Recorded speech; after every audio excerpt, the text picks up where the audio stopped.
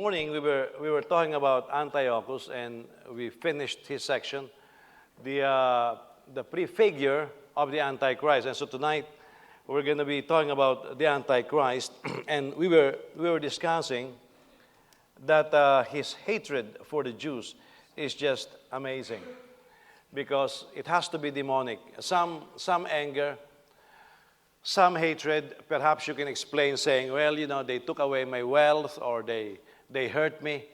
So there is a human explanation, but there is no human explanation for Antiochus. And like there is no human explanation for why Judas betrayed the Lord, because the Lord has been good to him. In fact, he was even able to steal some money and buy for him a piece of property. So he benefited from the ministry of Jesus. So according to Lester Summerall, unexplained hatred can be demon possession. Okay? Unprovoked murder, he said, is demon possession. Some people will murder somebody from out of the heat of rage or anger, but unprovoked, he said, is demon possession. And that will explain some of the mass shootings. And you say, what's the motivation? There's none. You can say he's an angry kid, but there is none. The murderous spirit is just raging. You look, and I encourage you look deeper into what happened on October 7 in Israel. That is very demonic. So now, and you can tell the silence of the UN. It's an anti-God organization. And I already told you that it was founded. Russia has two requirements. Number one, there will be no prayer in the UN. And number two, God will not be mentioned. And so it's a very anti-God, anti-Christ organization. And the U.S. is the main financier of that organization. And look what they did. They tried to have a resolution for a mandatory ceasefire, which effectively will stop Israel from annihilating Hamas, which supposedly was also the goal of some of the UN countries. But some of this cannot be explained on a natural basis. It has to be demon possession, or look at the laws that the U.S. is changing, or legislating. Like you can abort a baby after it was born for 2 weeks. You've got to be demon possessed to sign a bill like that, or to even propose a bill like that. The idea right now that adults can have sex with children, legalizing pedophilia. And in the rape cases of the Hamas atrocities, they found out it was not just multiple rape or gang rape. It even involves pedophilia and necrophilia, meaning the body is already dead and it's still being raped. You have to be demon possessed to be able to do that, because you cannot explain that on the natural. Now, we have said that the most atrocious tyrant against Israel in history is actually Antiochus Epiphanes. But that will be nothing compared to what the real Antichrist will be doing in the last days. And throughout the ages, and let me remind everybody, throughout the ages, the people of God have suffered under tyrants like this. There is still a purpose of God, but they have suffered. And so, the teaching that if you believe in the Lord, you'll just be breezing through life, that is such a lie, and that is very from the pit of hell, because then it doesn't prepare the Christian to fulfill passages such that he who endures until the end shall be saved. And the people of God have suffered. And now we have emphasized the king of the south and the king of the north, because if we're going to interpret the coming of the Antichrist, we have to interpret also from the same geography. Now, of course, the Roman Empire is involved from the vision of chapter 7 and chapter 2, when we're talking about the four world empires. So it has to be included, and we cannot forget the past lessons that we have seen. And let's bring it together in learning about the Antichrist. So let's look at chapter 11, starting on verse 36, and we will go up to chapter 12, verse 4. So how many chapters are there in Daniel? So we are nearing the end. Yes. After this, you will see there will be a rapture, okay? So, can you imagine if we conclude Daniel and then the rapture takes place? That'll be fun. But verse 36. Then the king, by the way, I want you to observe as I'm reading, because some people say this is still Antiochus. Some of the descriptions here shifted from Antiochus to, it's going to be a different personality. Remember, Antiochus did not have himself worshipped. But this guy will begin to ask to be worshipped. So there's a shift. It's just like when the king of Cyrus is being discussed in the book of Isaiah, suddenly it's shifted. It's no longer a natural being, it's a supernatural being. So it shifted from one personality to another personality. There's a double fulfillment of prophecy.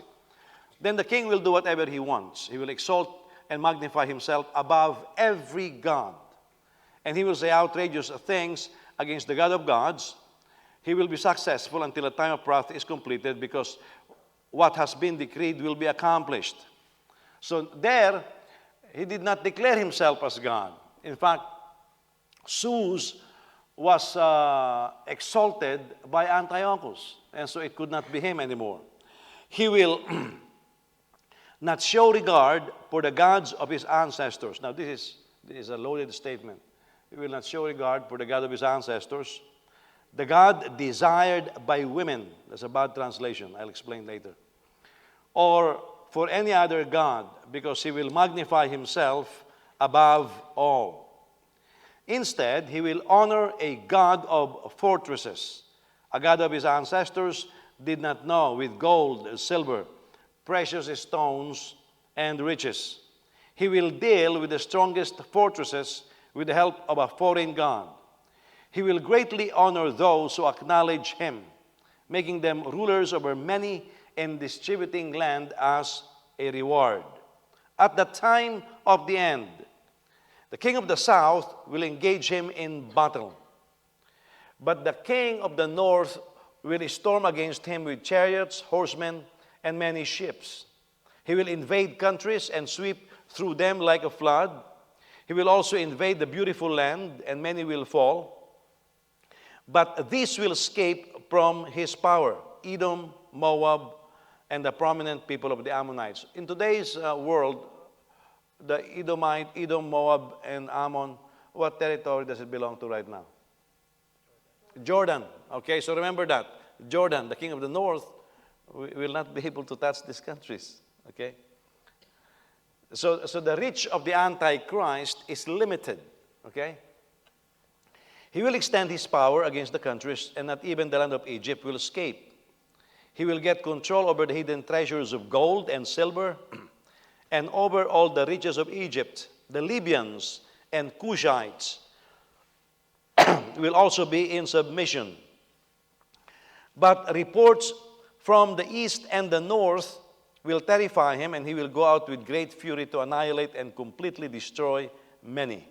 He will pitch his royal tent between the sea and the beautiful holy mountain, but he will meet his end with no one to help. So it tells us where he's going to die.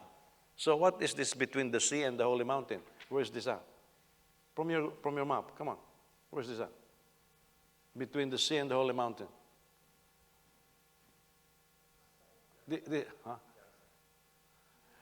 That area. I mean, think about this. It's between the Mediterranean Sea and the city of Jerusalem. That is where the Antichrist will die. You see? It says here he will meet his end. So that Gaza Strip in the Bible has a lot of value, okay? Now, I'm not saying he will die in Gaza, but in that area, okay? He can go a little bit north. But in that area, okay? Chapter 12, verse 1. So we're now in chapter 12. Hallelujah. The rapture is coming, okay? At that time, Michael, the great prince who stands over your people, will rise up. There will be a time of distress such as never has occurred since nations came into being until that time. Time of distress. What is it referring to? What's the time of distress? Great tribulation. Okay? But at that time, all your people who are found within the book will escape. Many who sleep in the dust of the earth will awake, some to eternal life and some to disgrace and eternal contempt. This is the resurrection of the dead. Look, it pushes it until the end of the millennium.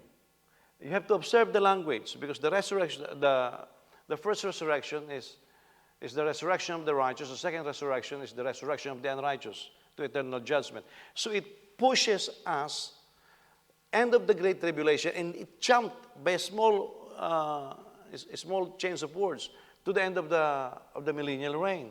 Okay? Those who have insight will shine like the bright expanse of the heavens, and those who lead many to righteousness like the stars forever and ever. But you, Daniel, keep these words secret and seal the book until the time of the end. Many will roam about and knowledge will increase. Now look at that. That last portion, knowledge will increase, has been interpreted and has never changed. Since the 70s that I know, the increase of knowledge had exponentially grown. Now, in the 60s, we are typing. Where? Using the typewriter. Underwood typewriters, you know. There was already internet during that time.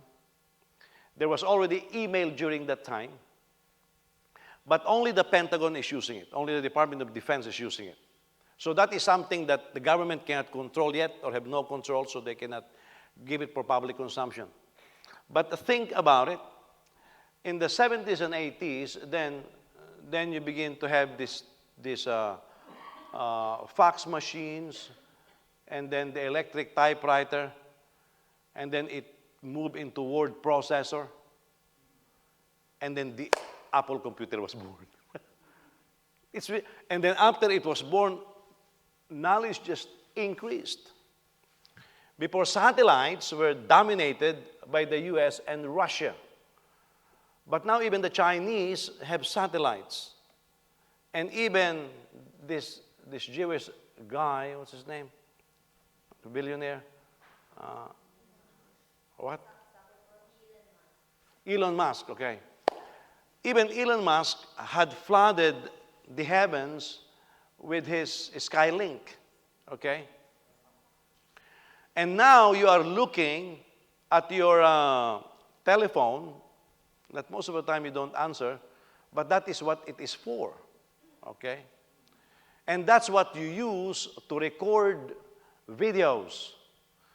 You have become very invasive in freely taking pictures of others and posting it on the internet without their permission. And I say, you have, because I not. I don't do that, okay? We can easily communicate through texts, and we can practically, with almost no time lag, communicate across the globe. And so your little gadgets are now little computers. You can hotspot and give access to others. The increase in knowledge have dramatically soared up high. And the interpretation of that has not changed. When in fact, for example, laser technology, eye operation, right?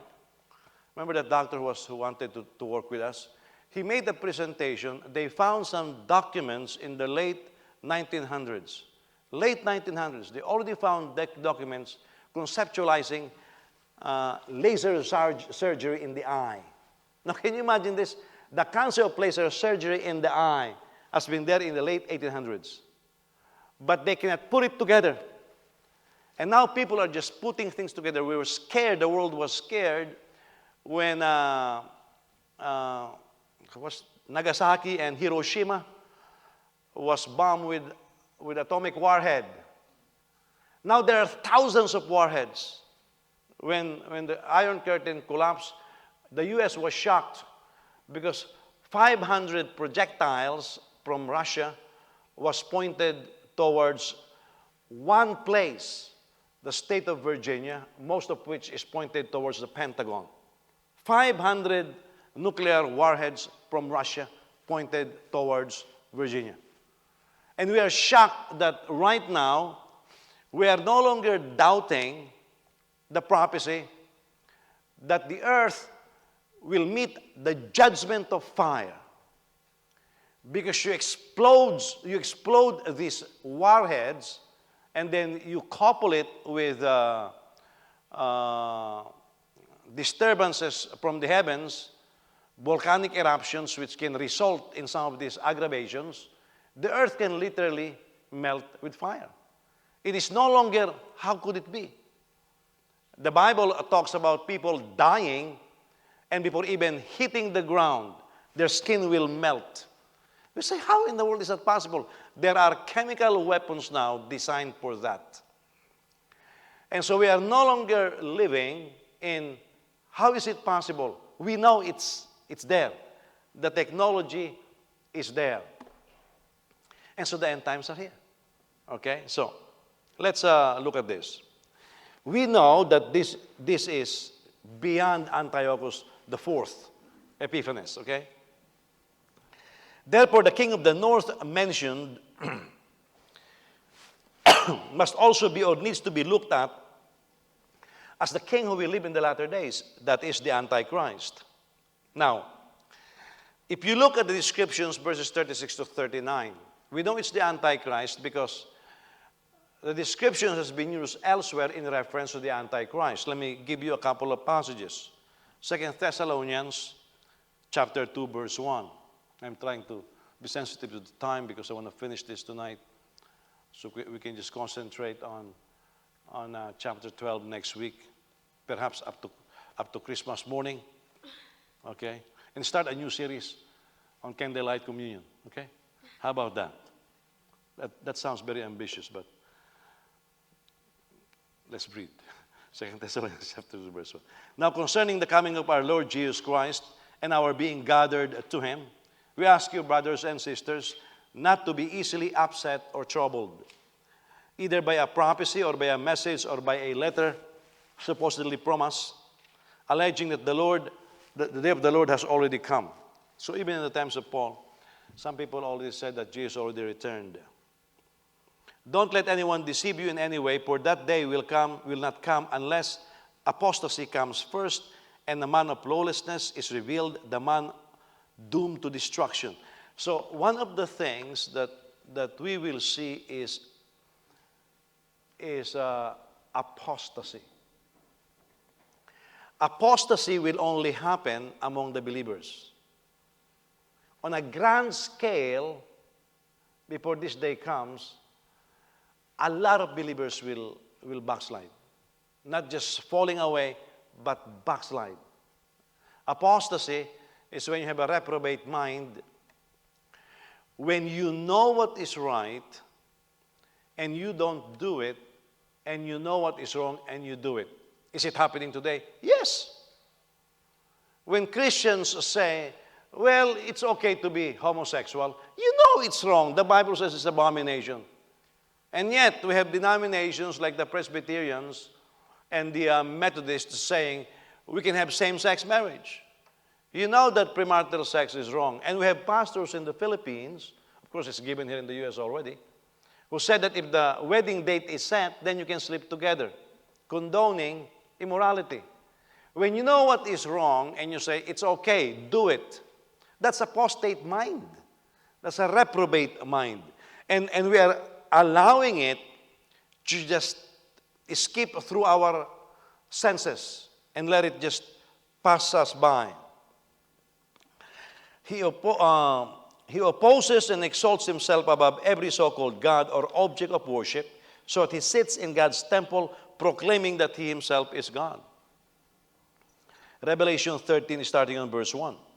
And I saw a beast coming up out of the sea. It had 10 horns and 7 heads. On its horns were 10 crowns, and on its heads were blasphemous names. The beast I saw was like a leopard. Its feet were like bears, and its mouth was like a lion's mouth. The dragon gave the beast his power, his throne, and great authority. One of its heads appeared to be fatally wounded, but its fatal wound was healed. The whole earth was amazed and followed the beast. So the dragon gave power to the beast. Satan gave power to the Antichrist. They worshiped the dragon because he gave authority to the beast, and they worshiped the beast, saying, "Who is like the beast? Who is able to wage war against it?" The beast was given a mouth to utter boasts and blasphemies. He was allowed to exercise authority for 42 months. It's 3.5 years, right? Because 3 years is times 12 is 36, plus 6 is 42. So that's 3.5 years. So the reign of the Antichrist in its rage is actually the last 3.5 years of the Great Tribulation. The first 3.5 years, he will present himself as the Messiah. I'll show that to you later. And it was permitted to wage war against the saints, and to conquer them, it was also given authority over every tribe, people, language, and nation. Look, the Antichrist will have power over the believers during that time, last 3.5 years of tribulation. You can rebuke him all you want. He will have some measure of success. The pinnacle of which, or the zenith, will be the slaying of the two witnesses, or the two prophets. All those who live on the earth will worship it. Anyone whose name was not written from the foundation of the world in the book of life of the Lamb, who was slaughtered. So who will worship this beast? Those who will go to hell. Now, if the rapture takes place already, we will not see it. But if we are alive, for example, anybody who worships the Antichrist is going to hell. It says here, the judgment is already pronounced. Is there a possibility for them to be born again? Obviously, there's none. Why is it that there's no possibility of them being born again? Can anybody think about reason? It's in the Bible. Why? Why? Why is there no more possibility of them being born again? Now remember, this is the last 3.5 years of the Great Tribulation. Why? Why? Don't think hard. Just why?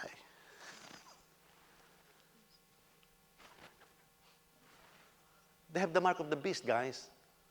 I told you don't think deep, okay? They already have the mark of the beast. And because they have the mark of the beast, they will not be saved. And look, one of these things is they will worship the beast. Remember a couple of years ago, after the campaign to remove the Ten Commandments from the courts took place, in Michigan, there is a city there, or a township. They removed the Ten Commandments, and then they put the image of Satan. Okay? So these are precursors to what will be happening. And right now, there is actually, well, for years there's been a move, all the icons of Jesus, including, where is that? Is that Brazil? Where there's a big image of Jesus, statue of Jesus. Is that Brazil? There was a move to remove the thing there. Now, of course, I have no problem removing it. It's an idol. But even that, they want to remove it. Every sign of God and Christianity, okay? Now, here, after, well, before January 6th of 2020, there was a big move to remove statues of famous people, right? Now, people are trying to be smart and say, well, you know, Andrew Jackson, all of these people. Well, because they're ignorant of what's going on. It's the beginning. If they succeeded during that time, what's the next images that they will remove? We're talking about the U.S. now. Had they succeeded, what do you think will be the next images that they will remove? Again, don't think deep. Just look at the images that we have in the Capitol. What will be the next images? The image of Moses. The Supreme Court, you have their Moses, you have all kinds of the law. That will be removed. That was the spirit behind it. Every sign of God will be demolished. And Christians are trying to sound smart and saying, well, you know, this is slavery and this is this. Yeah, because they're so ignorant. They don't know the spirit behind it. They don't know what's going on. So, what verse did I am?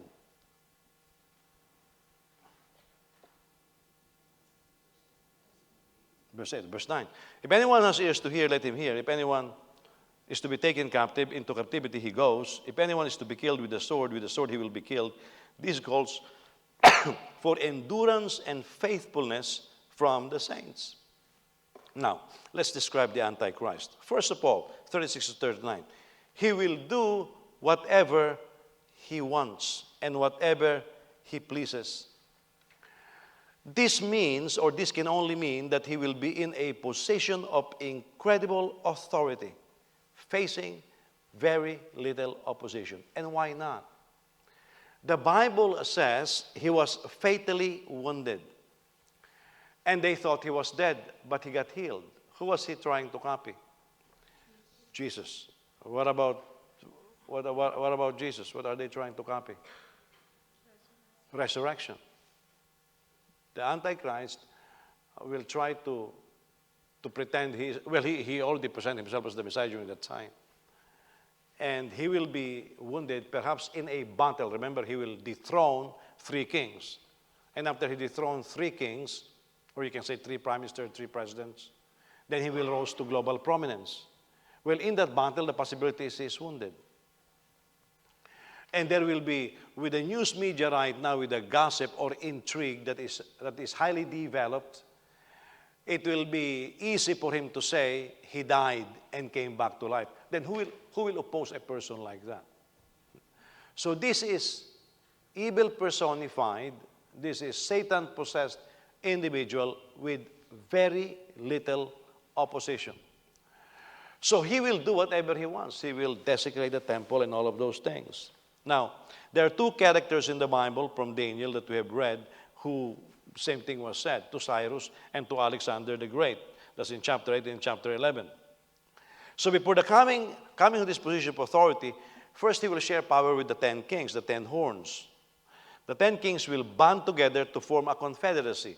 And in our time, it has largely been interpreted as the European Economic Union. However, we know now that the European Economic Union is more than 10 now. It has expanded. But the original, you can basically slim it down to 10 kingdoms. And that was done already before. He will subdue. By the way, why will they have a confederacy? Alliance for economic and political and military power. That's all there is. In today's world, unless you have an alliance, you will lose.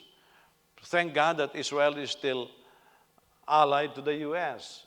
Otherwise, the mandatory ceasefire would have been passed. Look at Great Britain. They should change their name. It should no longer be Great Britain. It should be Lesser Britain. They did not vote. They voted absent. They don't have the backbone to stand for Israel. Now remember the British mandate that gave the land back to Israel? In the British mandate, I told you this in the introduction, Israel should have bigger territory. A lot bigger, 4 times bigger than what they have right now. It was never executed. Why? It's by the British, you know.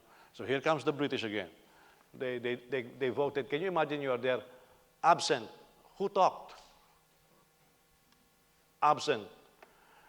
The world leaders are now cowards. And thank God that at least the U.S. Had enough. And by the way, the reason why the U.S. voted now, political, military, and economic interest. It's not because they love Israel. Don't misinterpret that. Daniel chapter 7, verse 24. The 10 horns or 10 kings will rise from this kingdom. Another king different from the previous ones will rise after them and subdue 3 kings. This is the Antichrist. Revelation 17:11. The beast that was and is not is itself an 8th king, but it belongs to the 7 and is going to destruction. The 10 horns you saw are 10 kings who have not yet received a kingdom, but they will receive authority as kings with the beast for 1 hour. These have one purpose, and they will give their power and authority to the beast. Look at this. The 8, have you seen this? The 10 horns that show are 10 kings who have not yet received a kingdom. but they receive authority as kings with the beast for 1 hour. Why 1 hour? Now read between lines. What do you think happened here? The 10 horns. What do you think happened? They will only have 1 hour. After 1 hour, they'll give the authority to the beast. What do you think happened? There will be a massive coup d'etat that will be taking place in the 10 kingdoms. And these 10 kings will succeed. But their only purpose for winning the coup d'etat or the takeover, whatever it is so that they can give their authority. After they win, they will say, okay, we won. We are giving the authority to this king or this president or this prime minister, who is the Antichrist. They will just, initially they will just give their authority, and that's it. The Antichrist will rule, okay? Now, Antiochus promoted the deities of the Greek pantheons, but the Antichrist will exalt and magnify himself above every god. Now, I don't believe he will introduce himself as such. I believe that when the Antichrist comes into the scene, he will present himself as the Messiah of Israel. And right now, with a lot of hesitancy, who is moving forward right now to introduce peace between Israel and its enemies? Who is coming forward right now? Who is? Turkey just declared war against Israel. Who is coming forward to introduce peace? Who is? Are you listening to the news? Who is? Who is?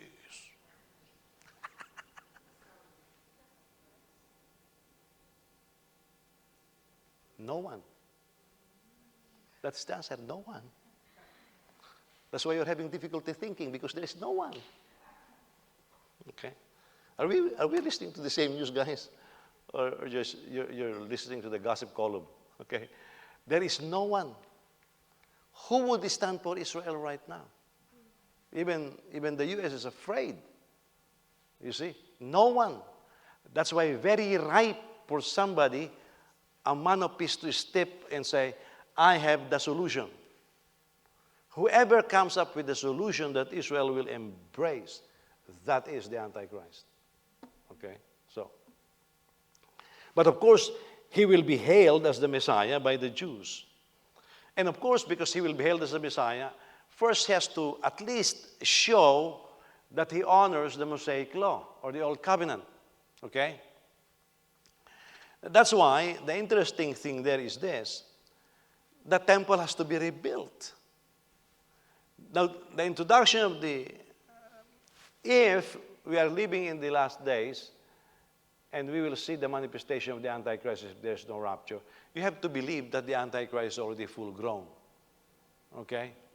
He has to be an adult already rising in the political arena. And by the way, have you noticed, guys?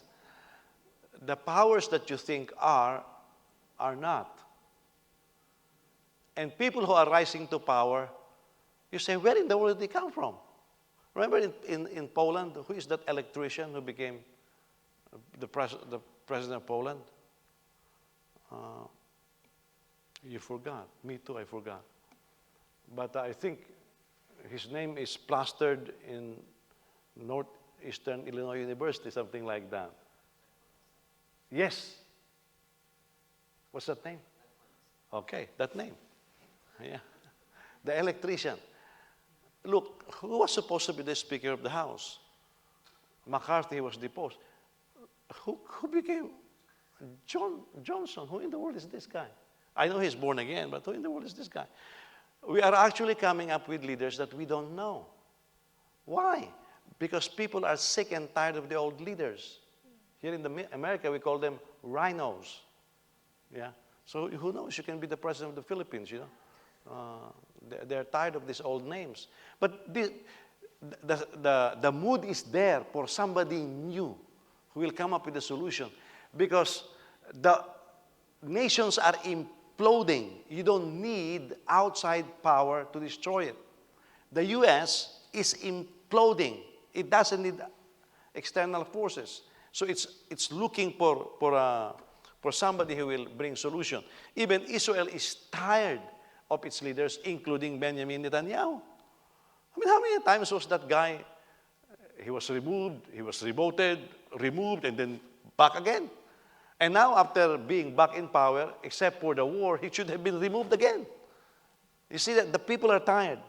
So, so he will have to come as somebody who loves Israel and honors the Mosaic law. Now, the reference in Daniel 11 to sacrifice and offering seems to suggest that there will be a rebuilding of the temple. How can we be talking about morning and evening sacrifices if there is no temple? Okay? So now you have read the rumors that the Arab world is getting bankrupt with money, Jordan especially. And who protects that place? Jordan. Not Syria, but the kingdom of Jordan. And so they say they are ready to sell the thing. And Israel supposedly said, if they are going to sell the thing, they have the money to buy it. If they have the money to buy it, they will rebuild it. Now remember, with the technology today, especially the Chinese, they can import the Chinese, they can build the thing in 3 months. Yeah, and that's no joke, in 3 months. Do you know they are building bridges, long bridges in China, housing complex, in 3 months? They have the technology. We have the technology right now to do it. Prefabs, okay? You can just simply do it, and it's there, it's assembled. Daniel chapter 9, verse 27. He will make a firm covenant with many for 1 week, 1 week, 7 days, or 7 years. But in the middle of the week, he will put a stop to sacrifice and offering. And the abomination of desolation will be on the wing of the temple until the decreed destruction is poured out on the desolator. So you see, he will say, okay, you can sacrifice, the morning and the evening sacrifices. The burnt offerings will be done again. First 3.5 years. That's why people are thinking either shortly in the beginning of the Great Tribulation or before the exact execution of the Great Tribulation, the temple will be rebuilt. But time is no longer of the essence. But we know this from reading the news and from reading the nation of Israel. The moment they are given possession of the Temple Mount, they will not wait 1 minute. They will rebuild. What if the consensus changes? What if they say, well, we're taking it back? So Israel will rebuild right away. And we're talking about Chinese technology. Well, Israel has a better technology than the Chinese. And so if the Chinese can rebuild the thing in 3 months, Israel can build it in 1 month. They have the technology and they have the manpower to do it. Okay? Matthew 24:15. So when you see the abomination of desolation spoken by the prophet Daniel standing in the holy place, we understand now what desolation and abomination is from the example of the prefigure, Antiochus. What did he do? He went into the Holy of Holies. Okay? He put the image of Zeus. That is the same thing that will happen. And remember what he did? On top of the altar of the burnt offering, he had an altar where he sacrificed pigs, an altar on top of the altar.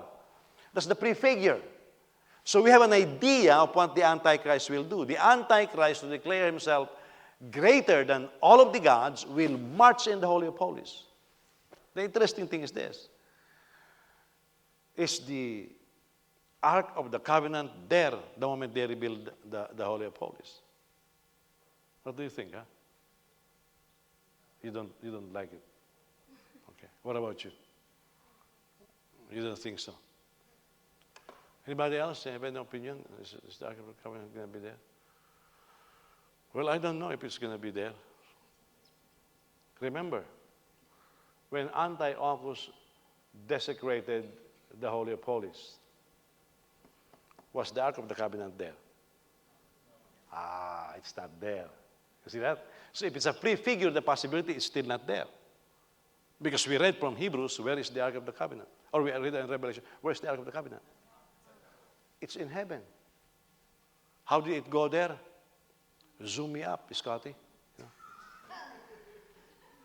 We're talking about Star Trek technology here, you know. but that's what the Bible says. But these are interesting times. What if the Ark of the Covenant is there? Well, we don't know. There are rumors that a certain family knows exactly where it is. But I don't know. Those are rumors, you know. That's what the internet does. 2 Thessalonians chapter 2, verse 4, he opposes and exalts himself above every so-called God or object of worship, so that he sits in God's temple proclaiming that himself is God. So now in the middle of the tribulation, he will go inside and say, I am the God, worship me. And they will worship him. Not only will they worship him, they will also worship Satan. And if there's something that Satan desires, that's to be worshipped. Revelation 11, verse 1. Then I was given a measuring reed like a rod with these words, go and measure the temple of God and the altar and count those who worship there. But exclude the courtyard outside the temple. Don't measure it because it is given to the nation.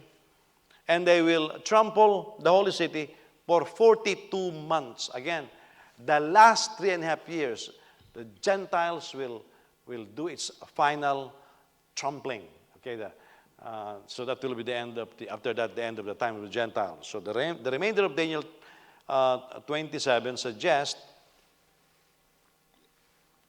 that at this point, the Antichrist will commit the abomination of desolation by entering the Jewish temple and proclaiming himself to be God.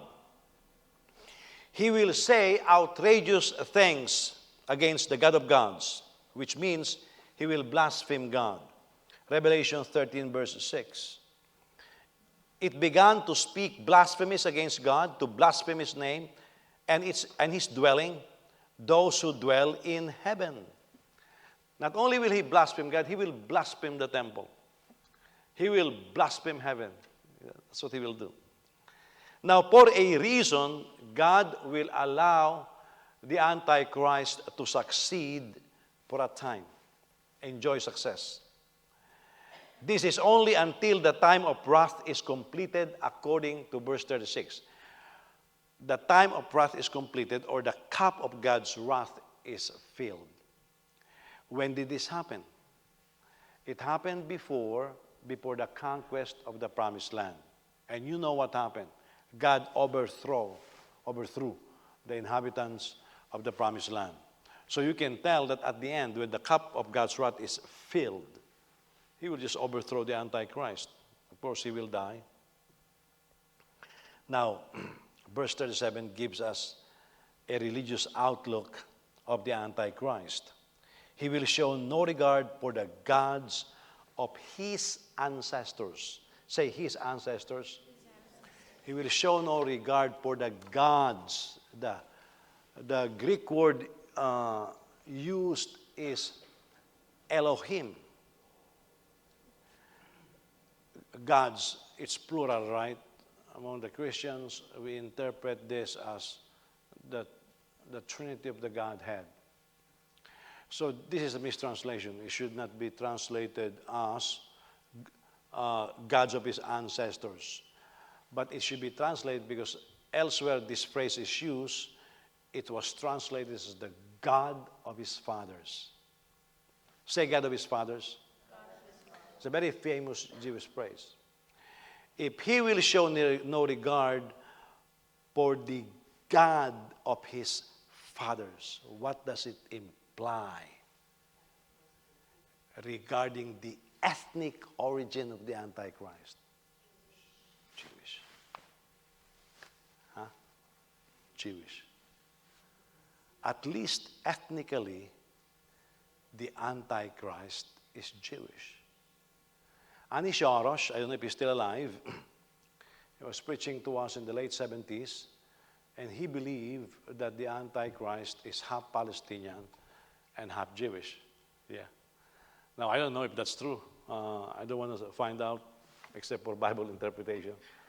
But he will show no regard for the God of his fathers. You say, what? He's Jewish and he will have no regard? How many Jews right now hate being called the chosen people? Because of the Holocaust. You see, not all of them wants to become the chosen. So look what happened to us, we are chosen. It's just like some Christians saying, yeah, we're born again, but look at what's happening to us. Because this calls for endurance and faithfulness, okay? And again, in the Old Testament, God of the... what a timing, okay? the God of his fathers was used in the Bible for 45 times. And every time it's used, it's referring to the Yahweh of the Bible, okay? Second, he will show no regard for the God, what does it say? Of women. God desired by women. I don't know who translated this thing, but there is no Elohim there. Okay, so I don't know where the translators of CSB pull out the term God. It's not there in the Hebrew text, okay, in the Greek text. But it's actually desired by women. Now remember, the context here is religious because worship, temple, the context is religious. So if you look at the Jewish women, what is their desire?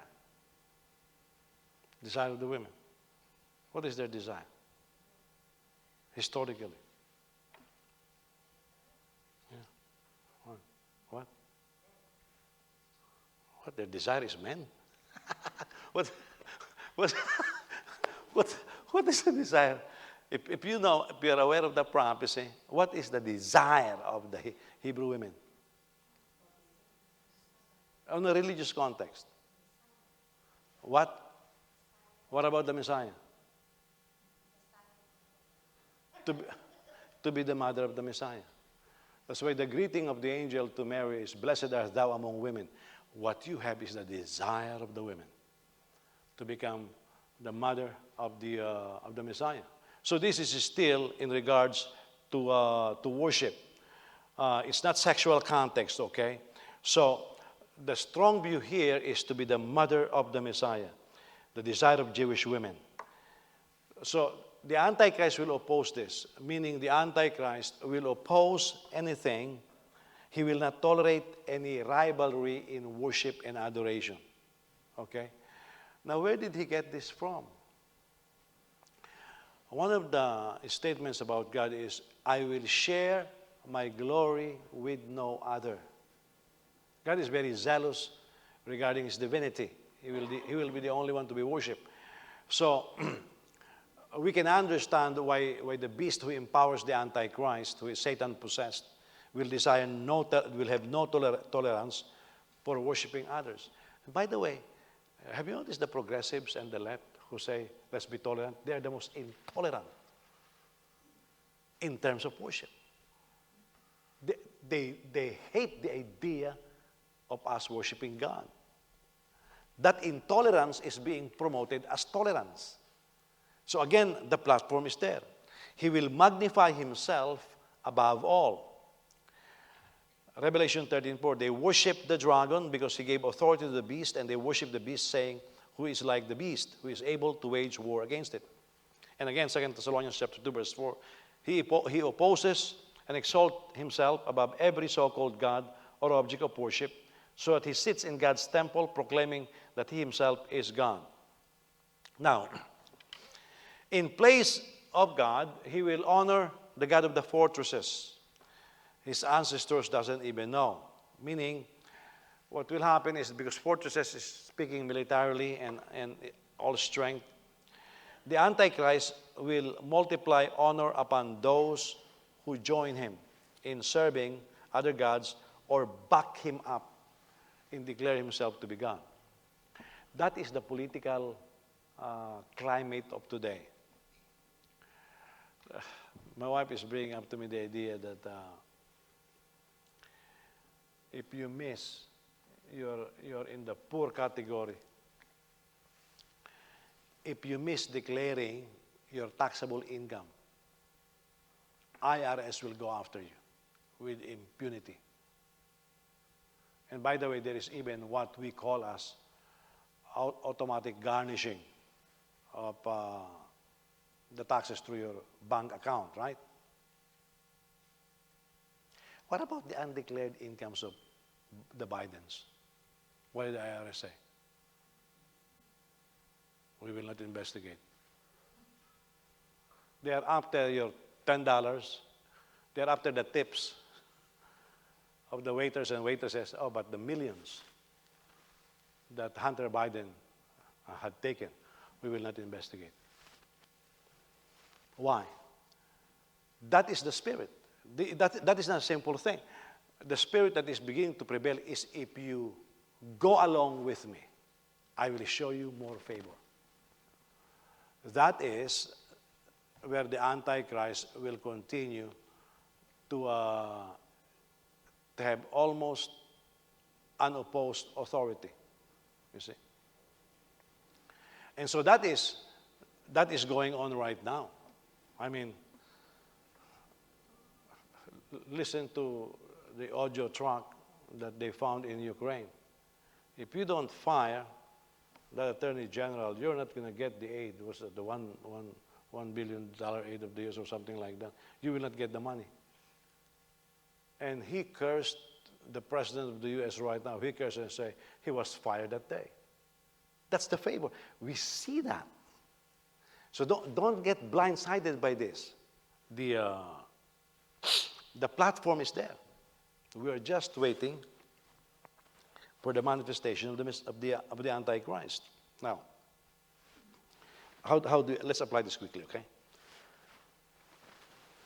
Excuse me. In Daniel chapter 11, 36 to 39, this is perhaps the most instructive material in the Old Testament about the nature and the mindset of the Antichrist. This is going to be a very self-centered, self-worshiping individual. When somebody shows up today and worship himself, we are no longer upset. Why? Because for decades that is being promoted, primarily by the athletes. The athletes have this, and the entertainers have this amazing ability to worship themselves. Somebody told me the news. One of your favorite actors, Tom Cruise, Top Gun. One of his ex-wives, I don't know how many wives he has, but one of his ex-wives said this. One of the things that Tom Cruise fancies himself in, he buys dolls of himself all over the world. He has a collection of, some people have, I don't know if you guys have it. I know somebody from Iowa, he has a collection of Barbies.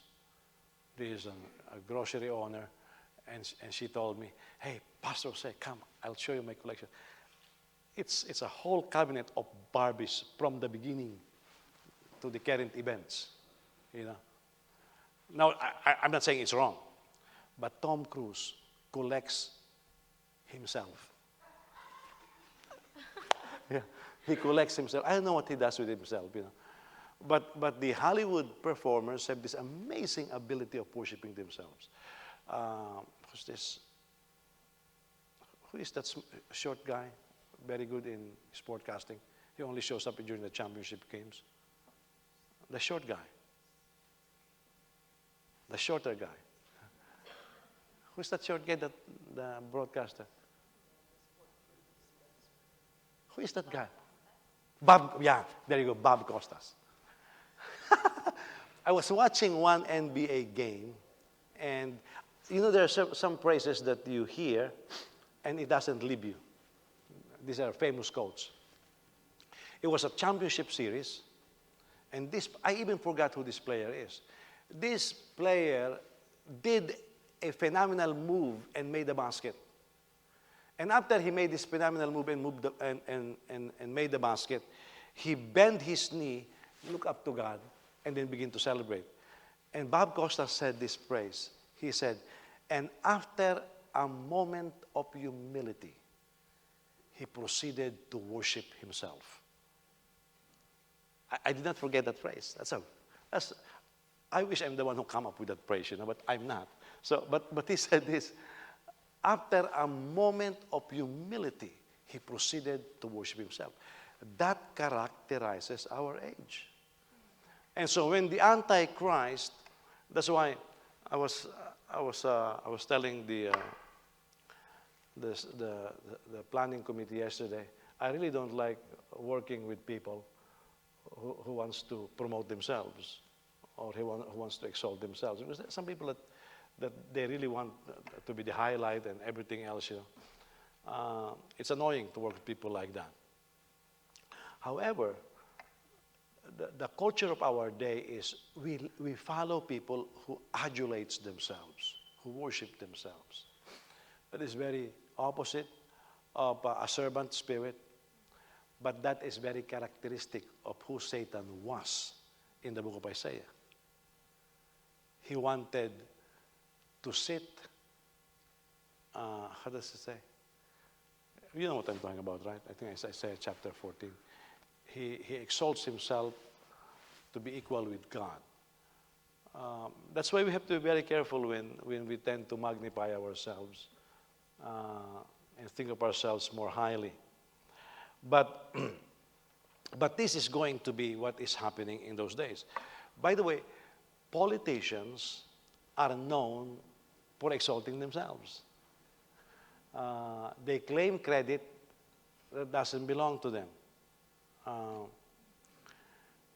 And whatever mistakes they have, they put it on others.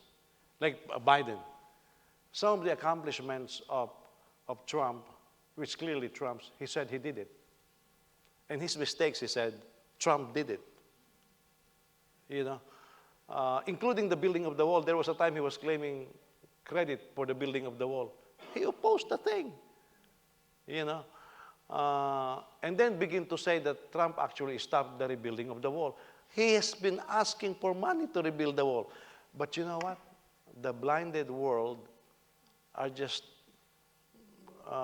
eating it all up, you see. Therefore, our world is ripe to be lied upon. It is ripe to be deceived. We are just waiting to be deceived. What happened? Because when will it happen? When a culture abandons the truth. Where did we find that?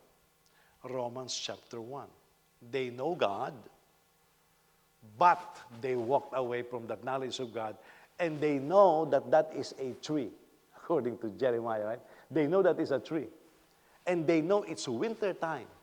So they chop the tree, but there's too much wood, too much lumber. They could not finish it. They cannot use all of it to fire the, how do you call the thing? The chimney, you know. So they say, we have more than enough wood. Oh, let's fashion an image and let's worship it. Oh, this is the God who gave us the tree, that gave us the heat. You just chop the tree. And you fashion an image and you begin to say, this is the one who gave us the tree, that gave us the heat, and give me the material to make this image. That is an absolute blindness that is going to come upon the face of the earth, and I submit it's already here. That's why you couple it with the age of social media. You can publish any lie, and you will have an audience who will believe you, because the world is just waiting to be lied upon. You know. Now, let's look at the passage about the military campaign of this Antichrist that leads to the battle of Armageddon. Daniel chapter 11, verse 40. By the way, the speech of General Douglas MacArthur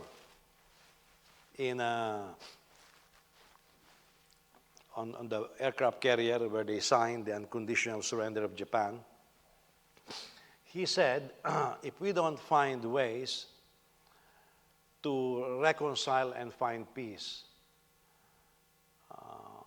he said we have to make war obsolete. He was saying that. He said, if we don't do that, he said, Armageddon is just down the road. Meaning, Douglas MacArthur believed that the second great world war will be the Battle of Armageddon. Yeah. Who is this? Napoleon Bonaparte went to the Middle East, and supposedly he was walking in the valley of Jezreel. And he said, this is the best battlefield on earth. Now, of course, he was ignorant of the modern weapons of warfare. Right now, you don't have to see the enemy, but during those days, trench war, you look at your enemy face to face. He said, this is the Valley of Jezreel. He said, this is the perfect battlefield. You see, even him believed in the Battle of Armageddon. So let me read this passage again. Daniel 11, verse 40. At the time of the end, the king of the south will engage him in battle, but the king of the north will storm against him with chariots, horsemen, and many sheep. He will invade countries and sweep through them like a flood. He will also invade the beautiful land, and many will fall, but this will escape from his power: Edom, Moab, and the prominent people of the Ammonites. He will extend his power against the countries, and not even the land of Egypt will escape. He will get control over the hidden treasures of gold and silver and over all the regions of Egypt. The Libyans and Cushites will also be in submission. But reports from the east and the north will terrify him, and will go out with great fury to annihilate and completely destroy many. He will pitch his royal tents between the sea and the beautiful holy mountain, and he will meet his end with no one to help him. So we studied that for over 100 years, there was a war between the Seleucids and the Ptolemies. These are kings of the north and kings of the south. This goes well with the biblical description of the end-time battles. Okay? The end-time battles. And this is why I was mentioning this morning that this is why some end-time theologians are, like after 9/11, theologians were saying, let's reinterpret prophecy. Maybe there's something that we missed. Because of what's happening right now, there are theories that are beginning to come up regarding the Battle of Armageddon. Some people are convinced now, one view, that possibly the Battle of Armageddon, the last battle, will be at the end of the millennial reign. That's one view now. Because they don't see the world joining the engagement between the north and the south. Okay? But that is one theory that is coming out. Whether that theory will prosper or not, I do not know. But we can just keep studying. But verse 45, and the precursor is Antiochus. We know that Antiochus attacked the south twice. And we know that there were intrigues. We know that there were betrayals, and they were sitting on the treaty table, lies behind their necks, But verse 45, from what we read earlier, seems to point us about the time of death of the Antichrist. It will be at the ending of the Great Tribulation between the Mediterranean Sea and the city of Jerusalem. Now, since what we've read refers to the Antichrist, we need to interpret that with the other passages in the Bible concerning the Antichrist, especially eschatological passages. Now, verse 30 tells us that the king of the south will attack the king of the north. From history, we know that this is referring to Egypt and Syria. I am talking about the land mass, okay? I'm not talking about the countries, just the land mass. South is Egypt, north is Syria. During the time of Obama, Syrian dictator Assad was almost taken out. But the Obama administration did not fully support the rebels in Syria. And so Putin came in and gave him new life, And believe me, Assad hates the U.S. after what the U.S. did to him. Because among the countries of the world, for example, Saudi Arabia and Syria, they were protecting the Christians. In fact, even Egypt, they were protecting the Christians. But because of what happened, now, I think the Shiites were the ones who begin to go there, and Iran, which is the ancient Persia, has now have a foothold on Syria, supplying it with soldiers. And we know that because of the attack coming from the north on Israel. Remember that? Now, hey, can you imagine this, what's happening right now? During the times of Antiochus, Judah is besieged by the south and the north, right? Who is attacking Who is attacking Israel right now? The north and the south. So Egypt is not attacking Israel. Yeah, but it's coming from Yemen. That's still south. It's coming from Gaza. That's still south. Okay? So there is this uncanny relationship between the ancient history and the modern times. But the hostility will continue. And I have been telling you, I have been watching what Erdogan will be doing, because Erdogan, the land of Erdogan, is part of the Clay Syria, okay, which includes Judah in the ancient times, part of it. And I was telling you, I need to see who will take over the southern bloc. Suddenly, Erdogan came up with a warning against Israel and is declaring war. But that is still north. So that is still progress in the making, and I'm watching. And in the history of the world, the only Islamic country with a passion to convert the world into Islam is Turkey. It's not Egypt. It's not Saudi Arabia. It is Turkey. The founder of Turkey, the son of the founder of Turkey, is the founder of the Ottoman Empire. Ottoman Empire is the one who took Constantinople.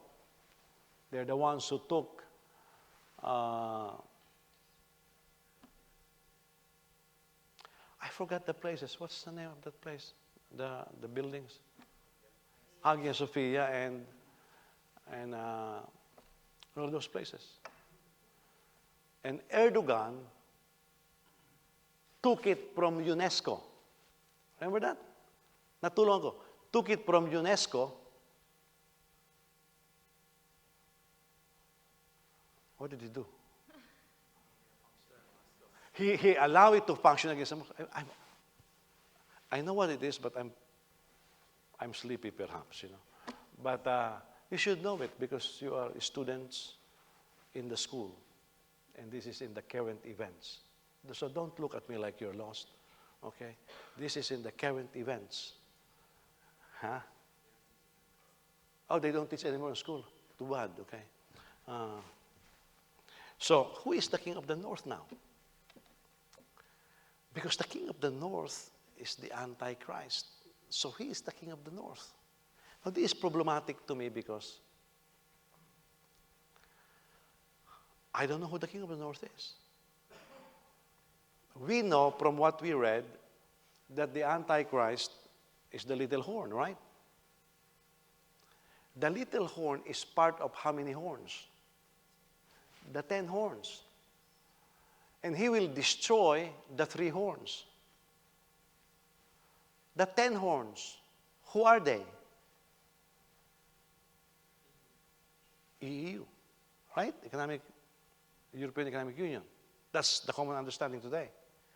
But then, of course, Turkey is part of NATO. But then, where will the Antichrist be coming from? If he is Jewish, ethnically. So actually there is what they call, because the king of the north, the king of the south, we know that the north is not Russia. Okay? When we are very strict with geography, the north is Syria. Turkey, all of those are north.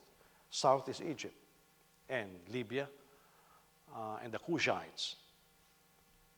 So if that is the case, the Antichrist is coming from the north, and yet he's part of the 10 horns.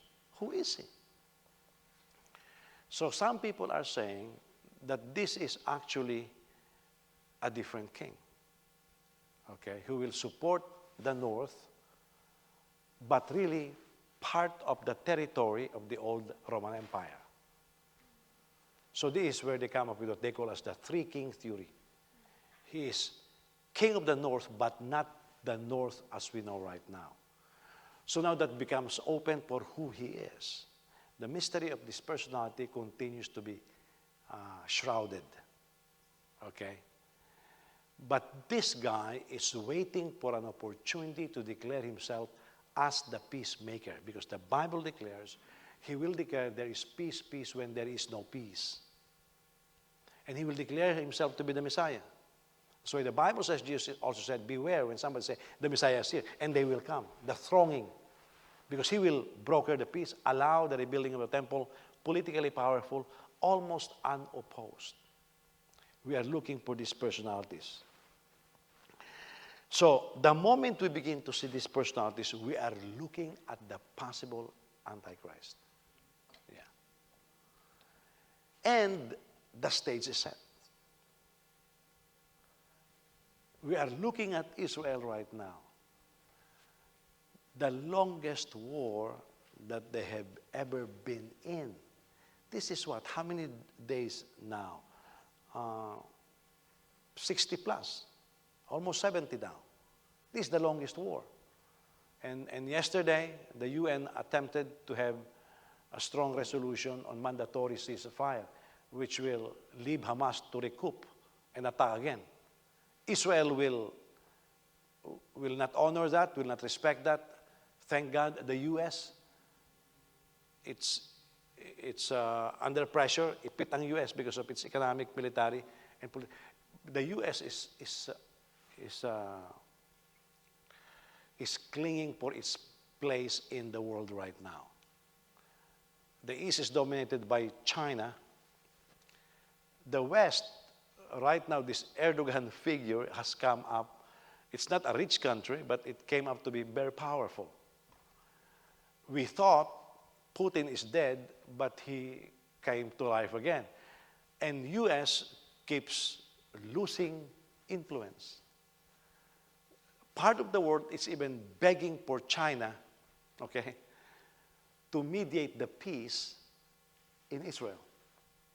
So there is no super world leader right now. U.S. had surrendered it. U.S. did not lose it, surrendered it. Still the most powerful country on earth. We still have the most powerful military. We are still the most we are still the biggest economic force on earth. But since the time of Obama, we just surrendered everything. Just we're giving it out like, hey, take our power, take our influence, do this, do that. We will finance it, do this, do that. And this is what has been going on. So where is the world right now that we are living in? It's looking for a leader.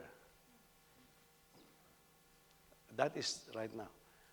The leader is going to be the Antichrist. Okay? Now, in the meantime, from what we read, and this is a warning to us, don't take this lightly, the age of apostasy. Apostasy will increase, a lot more Christians will backslide. That's why we have to be very careful. Don't take this lightly when you have relatives, when you have friends who are espousing LGBTQ. I don't care who they are and what their last name is. That's part of apostasy. That is knowing, they sound smart, but they are stupid. Because the Bible is very clear, there is an abomination. I've lost a family here lying to me saying, we will keep your teaching against LGBTQ. But I was told the reason why they left is because I am against LGBTQ. Okay? So these are Christians who are compromising. That's part of apostasy. We have to be very careful. You have to know where you're standing right now. And the moment you know where you're standing, what will happen next? The wave of persecution and pressure. That's why Matthew 25 becomes very real. He who endures to the end will be saved. And this is one of the passages that is pulling some people not to believe that there is a rapture. Because in a certain sense, we find in the scriptures that Christians, the believing community, will be tested by fire. And we know that in the altar of the Lord, some believers who were beheaded will say, how long? That means Christians will suffer during the Great Tribulation. Primarily, the heat of the persecution is in the last half of the Great Tribulation, the 42 months, 3.5 years. Only the first 10 years. I mean, look at what's happening to us right now. Our faith is under siege. So make up your mind. Whom do you love? Okay? Where is your loyalty? Whom do you follow? Now, we have been warned in the scriptures that these things will happen. I have shown you the reign of Antiochus. The Antichrist will be much worse than Antiochus. If Antiochus was the worst tyrant that brutalized and terrorized Israel, the Antichrist will be worst. And because we Christians, we are the number one born again. We are the number one supporters of Israel. We will be taking a lot of heat because of that. The pressure will be on. So where is your loyalty? Who is your Lord? Whom do you worship? Where is your alliance? Are you going to surrender under pressure? Are you going to endure until the end? Amen? Let's all stand, praise God. I told you it'll be shorter by 7 minutes because I cannot proceed with the next one. It will be 2 hours, okay?